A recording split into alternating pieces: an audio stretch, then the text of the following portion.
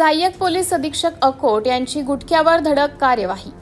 अकोट शहर पोलिसांनी प्रतिबंधित गुटखा आणि सुगंधित तंबाखूच्या अवैध वाहतुकीविरोधात मोठी कारवाई करत सुमारे 29,58,204 रुपयांचा मुद्देमाल जप्त केला। यामध्ये सुमारे 17,54,204 रुपये किमतीचा प्रतिबंधित गुटखा व सुगंधित तंबाखू तसेच सुमारे 12 लाख रुपये किमतीचे पिकअप वाहन जप्त करण्यात आले। सहाय्यक पोलीस अधीक्षक निखिल पाटील यांच्या मार्गदर्शनाखाली ही कारवाई करण्यात आली।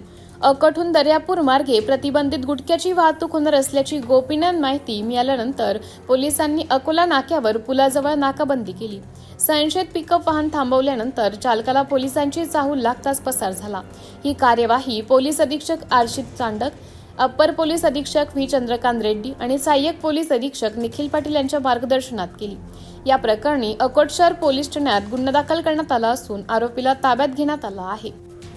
सत्यशोधक न्यूज चॅनलसाठी जिल्हा संपादक विशाल Gavai, Akola. Subscribe now and press the bell icon. Never miss an update.